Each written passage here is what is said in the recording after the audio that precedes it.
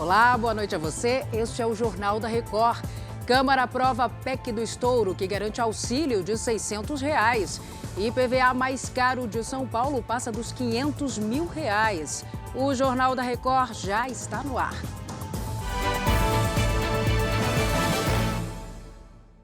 Oferecimento: cartões Bradesco, muito mais benefícios.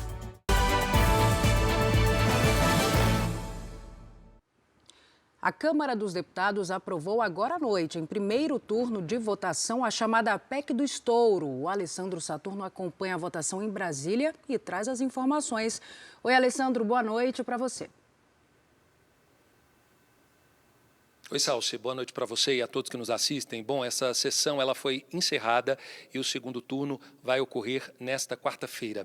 A PEC do estouro ela foi aprovada por 331 votos a favor e 168 votos contra.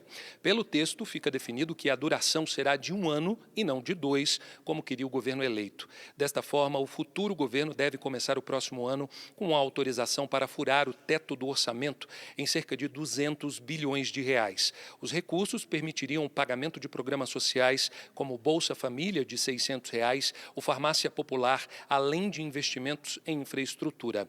Uma novidade apresentada pelo relator da proposta, o deputado Elmar Nascimento, do União Brasil da Bahia, foi a divisão dos 19 bilhões de reais referentes ao orçamento secreto, que foi considerado inconstitucional pelo Supremo Tribunal Federal. Metade será destinada para as emendas individuais dos parlamentares e o restante será gerida pelo relator do orçamento. Ou seja, Salsi, apesar de o Supremo Tribunal Federal ter considerado as chamadas emendas de relator inconstitucionais, o Congresso aqui deu aquele jeitinho para poder ter o controle sobre parte desse orçamento. Salsi. Tá certo, Alessandro. Já conversamos novamente. Olha, antes da sessão, o Republicanos já havia divulgado que ia votar contra a PEC do estouro, porque o Supremo Tribunal Federal já havia garantido o pagamento do auxílio de R$ 600 fora do teto de gastos. O partido entende que é importante manter o equilíbrio entre despesas e receitas, bem como garantir um ambiente de negócios saudável, tornando o Brasil um país seguro para investimentos. Vamos ver o que disse em plenário o deputado Hugo Mota, do Republicanos da Paraíba. O que eu estou aqui é tendo a coragem de, enquanto líder do nosso partido, trazer esse assunto à tribuna e dizer que nós votamos sim a favor dos mais carentes, mas não queremos ver o Brasil entrar numa irresponsabilidade fiscal.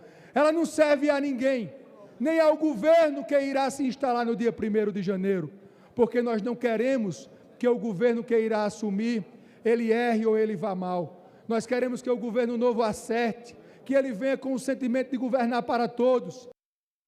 A Justiça mandou soltar um dos maiores contraventores do Rio de Janeiro, o bicheiro Rogério Andrade. O Pedro Paulo Filho tem os detalhes para a gente. Oi, Pedro, boa noite.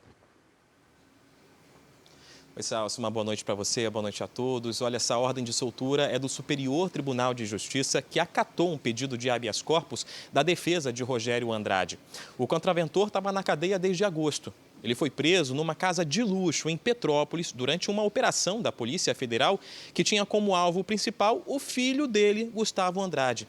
Segundo as investigações, dentro dessa casa foram encontrados documentos que mostravam a ligação de Rogério Andrade com jogos de azar e também com pagamento de propina para a polícia. Bom, na decisão, o STJ considerou que não ficou provada nos autos a necessidade de manter a prisão preventiva. Mas Rogério de Andrade vai cumprir uma série de medidas cautelares, como o uso de tornozeleira eletrônica. Ele também não pode deixar a cidade nem sair de casa à noite. O filho dele, Gustavo Andrade, vai continuar preso. Salsi. Obrigada pelos detalhes, Pedro.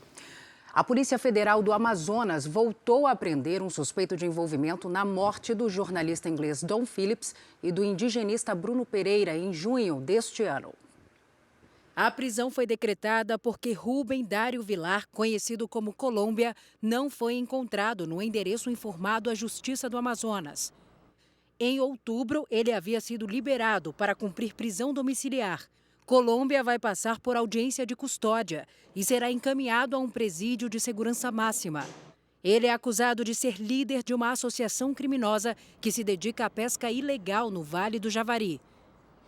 O IPVA cobrado em São Paulo vai sofrer um reajuste superior a 10% para o ano que vem.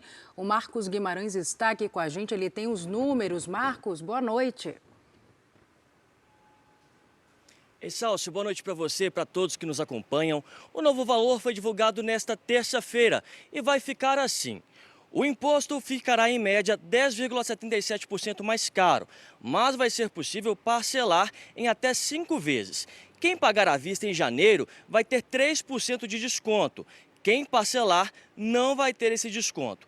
A frota do estado passa dos 26 milhões de veículos. Desses, quase 18 milhões pagam IPVA. 8 milhões e meio estão isentos por terem mais de 20 anos de fabricação. Entre os que pagam esse imposto, o mais caro, o mais alto, é um Porsche avaliado em mais de 14 milhões de reais. O IPVA desse veículo ultrapassa 577 mil reais. Mas e aí, Salsi, será que o proprietário vai pagar à vista ou vai parcelar? Boa pergunta, hein, Marcos? Obrigada pelas suas informações. Paulo Tarcísio de Freitas anunciou 2 novos secretários nesta terça-feira. O desembargador Fábio Pietro vai ocupar a Secretaria Estadual de Justiça e Cidadania. Já Jorge Luiz de Lima foi escolhido para chefiar a Secretaria de Desenvolvimento Econômico. Ele atuava na assessoria do ministro da Economia, Paulo Guedes, e até fevereiro era secretário da Indústria, Comércio, Serviços e Inovação do Ministério. Nesta quarta, Tarcísio de Freitas deve anunciar mais 7 secretários. Minas Gerais está sob alerta de tempestades. Não para de chover desde a noite de segunda-feira em Belo Horizonte. E é para lá que a gente vai agora conversar com a Virgínia Nalon. Virgínia, boa noite para você. Qual é a situação agora por aí? Boa noite, Salso. Como você disse, não para de chover, está chovendo. A previsão é de que continue chovendo durante toda a madrugada e, por isso, há riscos de deslizamento de barrancos e encostas em toda a cidade. A Defesa Civil aqui de Belo Horizonte informou que recebeu 101 notificações pelo número 199, solicitações de várias partes aqui da cidade. A maioria dos atendimentos foi para vistorias em imóveis particulares nas regionais Noroeste, Venda Nova e Leste.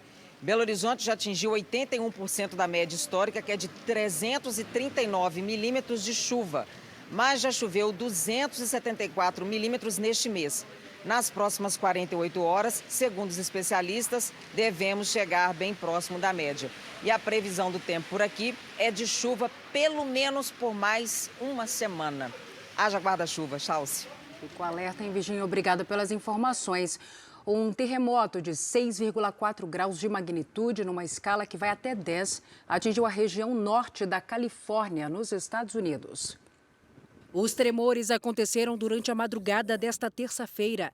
Casas ficaram destruídas e o fornecimento de energia da região foi afetado. Segundo autoridades, cerca de 60 mil residências ainda estão sem luz no condado de Humboldt. Até o momento, não há relatos de vítimas.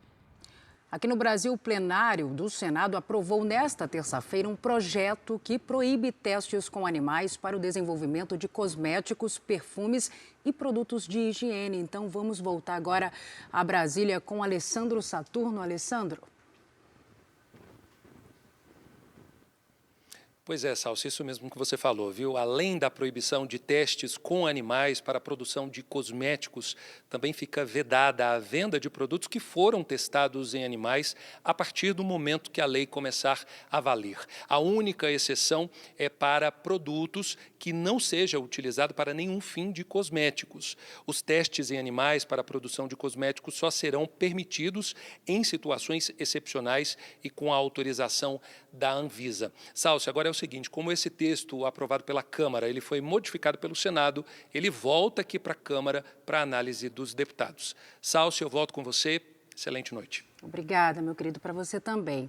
O Senado aprovou o projeto de resolução que cria a Frente Parlamentar Evangélica. O grupo vai atuar para sugerir medidas que garantam a liberdade religiosa no país e também discutir propostas e acompanhar ações sociais do governo voltadas aos mais vulneráveis.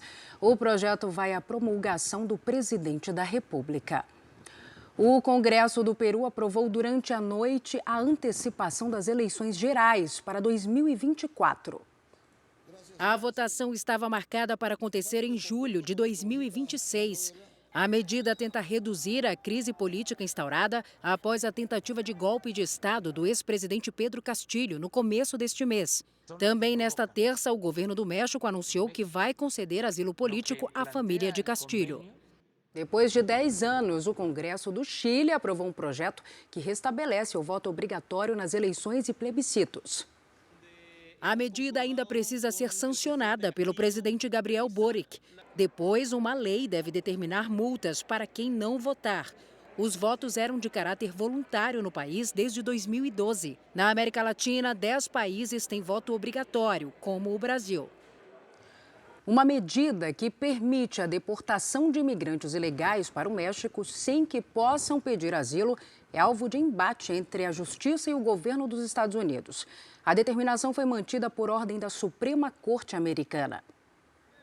A norma sanitária, chamada de Título 42, será mantida e não há mais um prazo para acabar. A decisão da Suprema Corte veio após pedidos de governadores republicanos que disseram que o fim da medida atrairia mais imigrantes ilegais e sobrecarregaria os estados com gastos extras com saúde e educação. Segundo um comitê que reúne 19 estados republicanos, sem a medida, o número de imigrantes ilegais poderia triplicar e chegar a 18 mil por dia. A norma foi criada nos primeiros meses de pandemia pelo governo de Donald Trump. Segundo o então presidente, serviria para proteger o país contra a Covid. Estados na fronteira com o México ganharam o direito de expulsar todo imigrante que entrasse em território americano sem autorização. Mas em abril desse ano, o presidente Joe Biden anunciou que iria acabar com a medida. A Casa Branca defende que há outras formas de se combater a imigração ilegal, como a ampliação de programas de asilo e a aprovação de recursos extras para os estados. Mas contra o governo Biden estão os dados, que são explorados pela oposição. Em um ano, o número de travessias ilegais por fronteiras terrestres chegou a 2.760.000, 1 milhão a mais do que no mesmo período de 2021. Embora contrariado, o governo de Joe Biden disse que vai acatar a decisão da Suprema Corte. O presidente da Ucrânia vai viajar aos Estados Unidos nesta quarta-feira. Será a primeira viagem dele ao exterior desde a invasão russa. A visita de Volodymyr Zelensky deve incluir um discurso ao Congresso americano e uma reunião com o presidente Joe Biden. Os deputados vão votar um pacote que inclui o equivalente a mais de 200 bilhões de reais à Ucrânia. Nesta terça-feira, Zelensky visitou tropas da frente de combate em Bakhmut, no leste do país. E a cidade de Nova York começou os preparativos para uma das festas de Ano Novo mais famosas do mundo.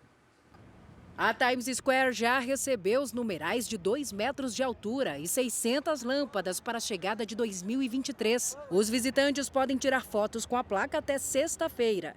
Depois, a placa vai ser erguida até o topo de um prédio para a contagem da virada do ano. Este foi o Jornal da Record. Outras informações na primeira edição do JR 24 horas, às 7 da manhã. Você fica agora com Fala Que Eu Te Escuto. Boa noite para você. Cuide-se. Tchau.